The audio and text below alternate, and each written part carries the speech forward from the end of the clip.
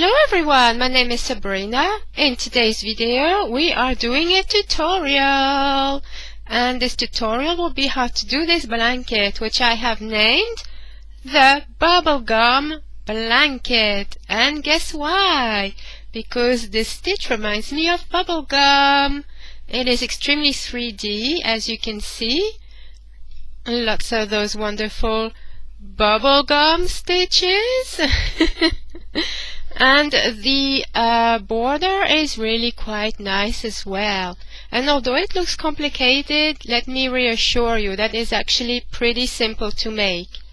So there it is. Here's the border. You just go around the corner, and it is just like that all the way round. And I have another blanket to show you. This is how it looks on the back. So it is not reversible this time, as you can see, but it doesn't look too bad on the back as well. So the other blanket is this one. There we are. So in this one I think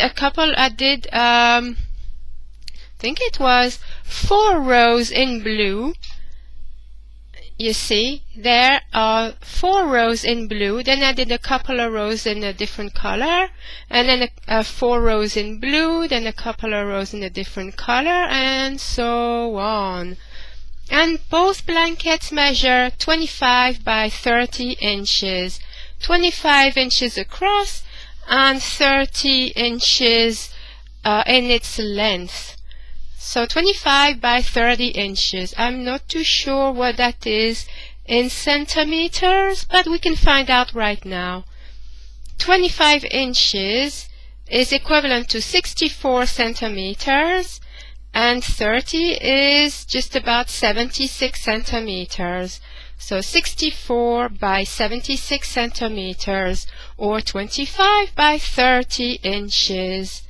And for this particular blanket, I will show you what I have got for materials. Today, for this blanket, I will be using some blue, and I'm just going to make this blanket in just one color. And I'm using 4 skeins of DK, and the yarn I'm using is Playtime Baby Double Knit, which is DK. Come on, camera, focus, please. It usually focuses okay after a while. There we are. Playtime Double Knit. And with this, usually you would be using a 4mm crochet hook. But in order to have those lovely stitches popping out at you, you will be needing to use a 5mm crochet hook, which in the US would be a H. Oh, and by the way, DK in the USA would be like a number 3 sport weight yarn. So I will grab the 5mm hook. Let's see if I can find it. I think it is that one. Is it? I can't see. No, I think this is the 5.5. I think this is the blue one.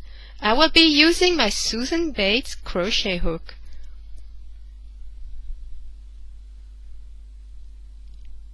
$5mm or a US 8H. There we are. So this is the one I'll be using, and this is actually really almost the first time I'm going to use this number 5 crochet hook. In fact, it is the first time. And after this tutorial, I will be making a review on these wonderful crochet hooks that were very nicely sent to me by Jamie. Thank you so much, Jamie. And it is the Susan Bates Silver Loom crochet hook set. So let's get on with this tutorial, shall we? This tutorial will be taught in 2 different parts, and I will show you why now. I think it will be much easier to do it in two parts. The first part will be how to do the body of this blanket, and the second part will be how to do the border. So I hope you will join me, and I hope you will enjoy this. And let's get to it. I am now ready to start on this wonderful bubblegum blanket. I will begin with, of course, my lovely slip knot, and we will begin to do our chain. So for this particular blanket, I'm going to chain 78. So the this one here that's on the hook already does not count as a stitch or anything. It is just a slip knot. Where am I? Here I am. Okay, I will try and stay in this one little spot. I will see if I can do like a little something. No, I will just leave it as it is. Okay, I will chain 78. So 1, 2, 3, 4, 5, 6, 7, 8, 9, 10. And I will carry on until I've got my 78 chains, and I will meet you there. I now have my 78 chains. Here we are. But if you feel that this is not long enough, all you have to do is add some more chains with the multiple of 4. So if this is not big enough, just add 4 chains or 8 chains or 12 or 16 or 20. I think you've got the general idea. Just a multiple of 4 stitches, 4 chains. So now we will move on to what it will be called a foundation row, which is not very complicated, but because I'm going to work with some single crochet, I will be needing 2 stitch markers to mark the first and the last stitch of the row. So let's begin this foundation row. All the papers are collapsing. Okay, we are ready now. So to begin, we are going to skip that first chain, and in the second chain from the hook, this one, I really need the camera to really nicely focus this time. 1 second, you guys. Okay, definitely starting now. We're going to go straight into the second chain from the hook. Not this one, but this one here. And in this one we're going to do a single crochet. And this will be our first single crochet of the row. And now here comes the stitch marker for myself, which obviously is completely optional and up to you if you want to use a stitch marker or not. I do enjoy using my stitch markers. That way I don't have to think too much about where are the first and last single crochet of the row. Okay, and into the next chain we're going to do another single crochet. And basically we're going to do that all the way to the end of the row. When we get to the end of the row, we should obtain 77 single crochet. So assuming that you know exactly how to do your single crochet, I will let you complete your foundation row, and I will meet you there. So I am almost at the end of my foundation row. I've only got 1 chain left, so I will go ahead and do my very last single crochet, and I will tell you what to do next. So here we are. I will place my stitch marker. So this pattern is essentially a 4 rows repeat, and the first row will become the wrong side of the row, and all this will be very clear in the next row that we're working on. So the first row we're going to start by chaining 1 and turning our work around. And remember, this is a 4 row repeat. So the first row we are going to do a single crochet in the first 2 stitches. So this first stitch here, we're going to do a single crochet.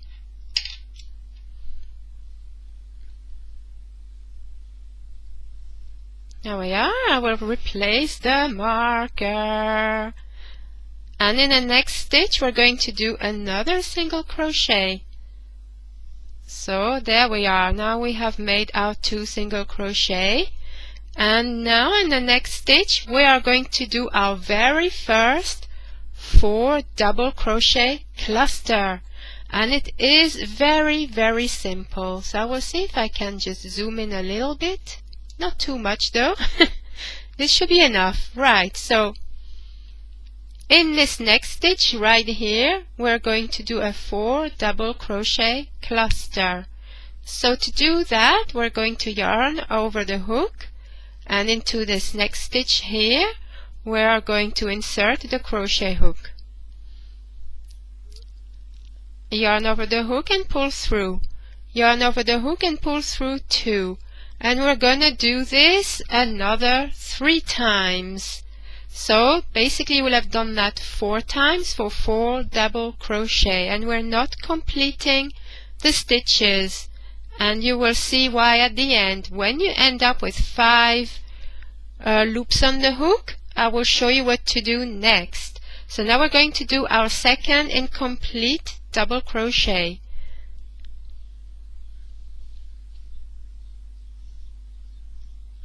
And now the third.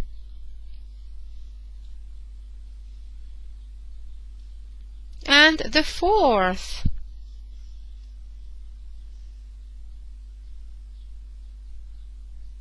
We now have 1, 2, 3, 4, 5 loops on the hook. What you're going to do is you're going to yarn over the hook and pull through the first 4 loops. You leave the last one on the hook. You pull through all these 4, just like so. And now you've got 2 loops on the hook, and you yarn over and pull through these 2 loops. There we are. And now the first 4 double crochet cluster is done. So what you're going to do now is do a single crochet in the next 3 stitches. So here we go. 1, 2, 3, and in the next stitch we're going to do another 4 double crochet cluster. So 1, 2, 3, and 4. We now have 5 loops on the hook. You're going to yarn over and pull through all the first 4 loops.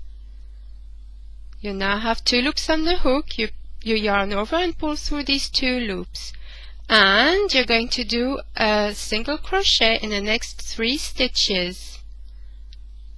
So 1,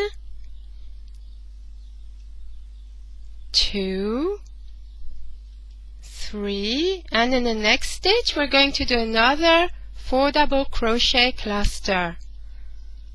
1, 2, 3, 4, yarn over and pull through all the 4 first loops, and yarn over and pull through the last 2 loops. And you're going to do that until the end of the row, until you have got 2 stitches left, and I will tell you what to do next.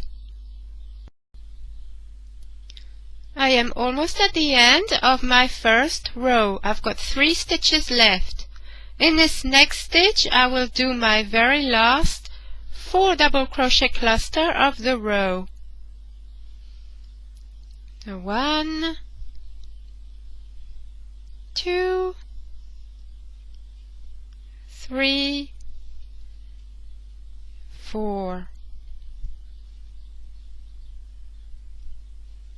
Okay, and now I definitely have my 2 stitches left, so I will single crochet in the last 2 stitches.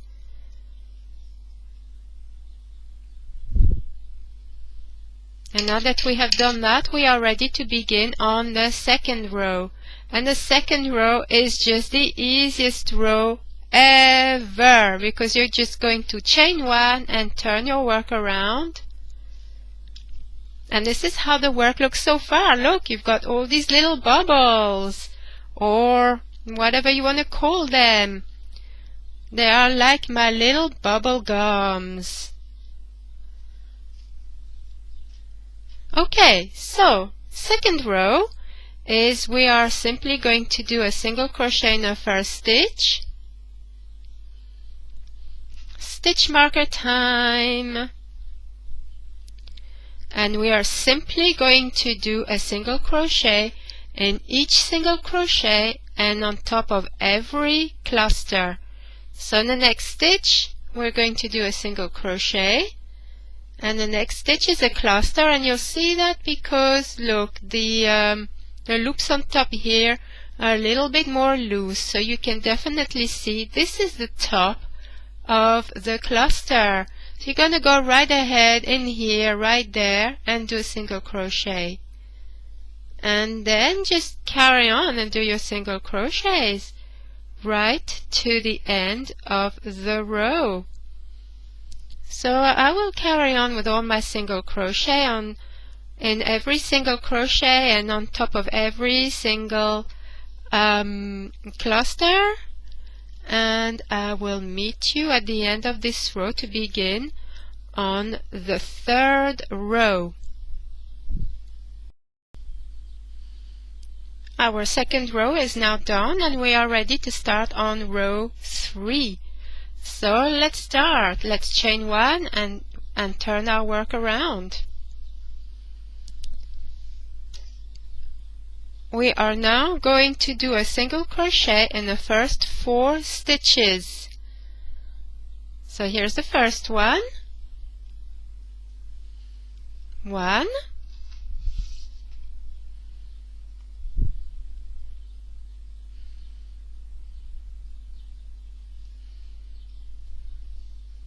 2,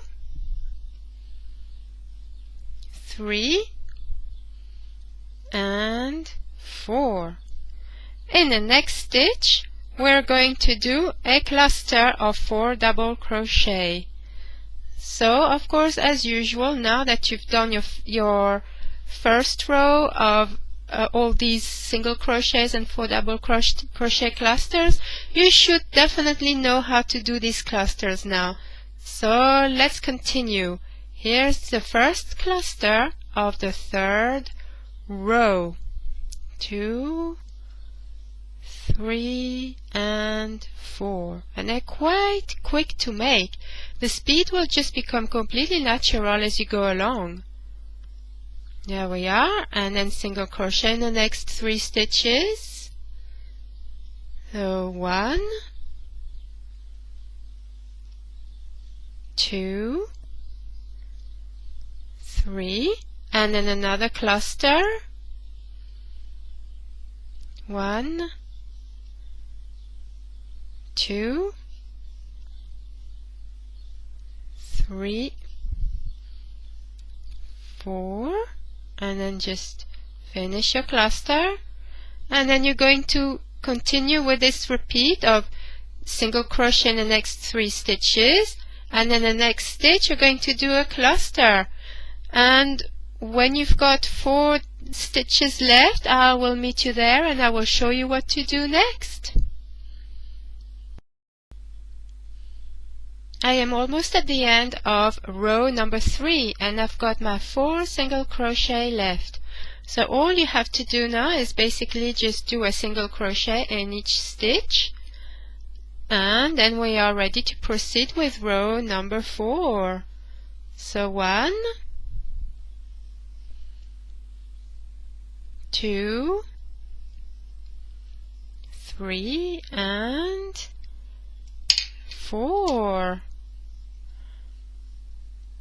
We are ready to start on row number 4. So chain 1 and work and turn your work. And look, this is how your work should look. You've got your clusters, which are just like so. As you can see, isn't this amazing and so nice and 3D? I really love this stitch. So let's continue with row number 4. And in this first stitch we're going to put in a single crochet.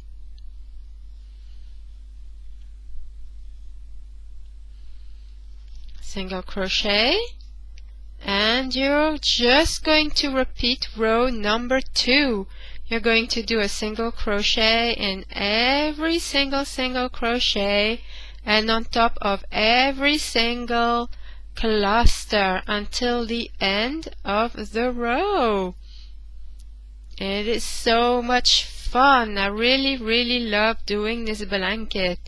And as you know, you should know by now that I have made quite a few, and I never get bored of it. It's so much fun and so versatile. You can do it in one color, or you can use as many colors as you wish. And when we come to the end of this 4th row, I will tell you what to do if you want to change colors. It is very simple. So I will carry on with my 4th row. I will pause now and I will meet you at the end of this row. Yeah, I just don't seem to be able to stop myself. I'm just carrying on. But yes, it is so much fun. Having finished our 4-row repeat, all you have to do now is repeat these 4 rows over and over again until your blanket is long enough. So I'm going to do quite a few more rows and I will come back for a little update. However, before I do that, I think it's important to show you what to do if you want to change color, just like on this blanket right here. So if you want to change colors for this particular blanket, that is okay. All you have to do is, if you want to change a color, do row 1 and 2, cut your yarn at the end of row 2 or row 4, but you have got to do it on either the 2nd or 4th row. Cut your yarn, and at the beginning of row 1 or at the beginning of row 3, attach your yarn to the first stitch, which will be right here. Chain 1 with your new color and do a single crochet in the first 2 stitches. Then in the next stitch do a cluster and then single crochet in the next 3 stitches. And if you are doing the row 3, you're going to join your new color in this first stitch, then chain 1 and single crochet in the first 4 single crochets, so 1, 2, 3, 4. In this next stitch you're going to do a cluster, then single crochet in the next 3 stitches, and then a cluster, and so on and so forth.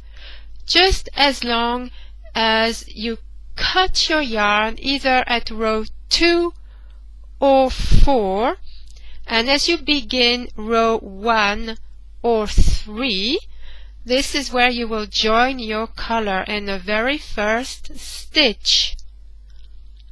If you are not changing colors, that's okay, or you could even just use a variegated yarn.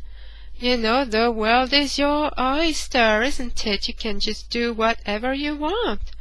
And so yes, I am going to carry on, do a few more rows. I might just pause now and tell you how many rows I've made for this particular blanket. So for this particular blanket, I have done a total of 102 rows, but this is completely optional to you. I have done 25 repeats of the 4 rows, And when I came to the end of this blanket, I simply repeated row 1 and 2 so that the edging would be the same here, with that one in the corner, with that cluster in the corner, just like so. So I have done a total of 102 rows. But for my blanket that I'm actually doing now, I will probably do the same amount of rows, but I will do a few more rows and I will show you how it looks. So let's enjoy ourselves and carry on with this blanket. Remember, the repeat of number of rows is 4. So carry on with these repeat of 4 rows and I will meet you very soon. Okay, so I have now finished the body of the blanket, and there we are. This is how it looks. And on the wrong side, it looks just like that. I think it looks pretty nice too. It kind of forms like a nice pattern as well on the reverse side, which is quite nice.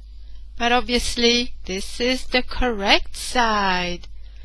Okay, so I will show you what I have done in total. I have, let's zoom that a little bit in. So I've done rows 1 to 4 a total of 25 times, which means 100 rows. And then I have done an additional rows 1 and 2, which comes to a total of 102 rows. But obviously it is up to you how many rows you are doing. You could be doing less or you could be doing more. This is your choice. Remember, this is your blanket. So, also I wanted to remind you that if you wanted to change color, you would have to do rows 1 and 2, or rows 1 to 4, or however many rows you want. But you would have to change color when you do, for example, row 1, you start with a new color. Or if you do row 3, you start with a new color. But basically you have got to do the rows in pair. 1 and 2 in one color, and then rows 3 and 4 in another color, or rows 1 to 4 in one color, and so on and so forth. So when you have done the length of the blanket, if you're doing it in several colors, when you get to the end, this is where you will just cut your yarn. But if you're doing it in one color, just like I am, you would not cut your yarn, and we will proceed to do the round, the border, and the border is done in 2 rounds. That's just it, just 2 rounds, and it is quite quick and a lot of fun to make. So I hope you will carry on with this tutorial, and so this is the end of part 1. Part 2 will be how to do the border, and I will show you the border in the other blanket that I already made. So this is the border right there. I should probably get the other blanket because blue on blue is not such a great example. So here is the border, just like so. And it really is very easy to make and a lot of fun. There we are. So I do hope you will join me for part 2 in making this border. But so far I hope you've enjoyed making the body of this blanket. It is such fun to make and I really love it so much. I just love the texture of it. Oh, these little bubble gums, just so great. So anyway, thank you for joining me. Hope you're enjoying this so far, and join me in part 2.